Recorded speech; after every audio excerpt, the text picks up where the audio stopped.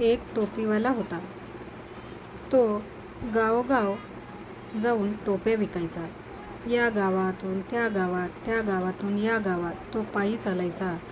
एकदा चालता चालता तो खूप थकला आणि त्याला एक रस्त्यात झाड दिसले.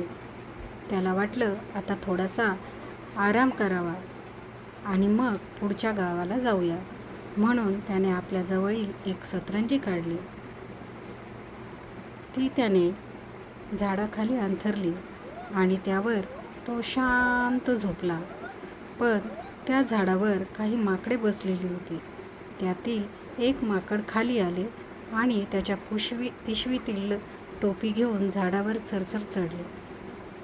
हे पाहून दुसरेही माकड झाडाच्या खाली आले आणि त्या पिशवीतली टोपी घेऊन ते सुद्धा झाडावर चढले.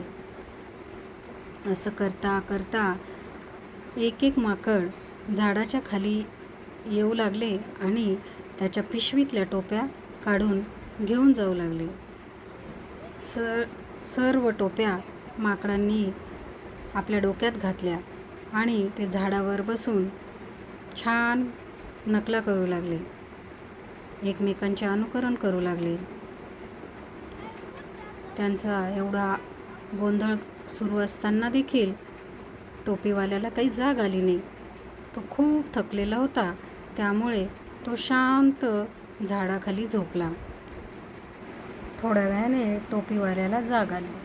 त्याने आपल्या उशाची टोपी घेतली, डोक्यात घातली आणि पिशवीत बघतो तर काय, एकही टोपी नाही. त्याला काही समजेना. मग त्याला झाडाकडे पाहिले तर काय, झाडावर सर्व माकडे त्याच्या टोप्या घालून बसलेले होते. त्याने रागाने शेजारचा एक दगड उचलला आणि माकडांवर फेकला. तर काय, माकडांनी सुद्धा त्याला फळं, दगडं, काड्या, फांद्या तोडून फेकून मारायला सुरुवात केली. मग त्याच्या लक्षात आलं की आपण जसं करतोय तर तेच अनुकरण हे माकडं करतायत. म्हणून त्याने आपल्या डोक्यातली टोपी काढून खाली फेकली. तर काय, माकडांनी सुद्धा आपल्या टोप्या काढून खाली फेकल्या. टोपीवाल्याने पटापट सर्व टोप्या उचलून आपल्या पिशवीत भरल्या आणि तो तिथून निघून गेला. मग काय, आवडली ना गोष्ट?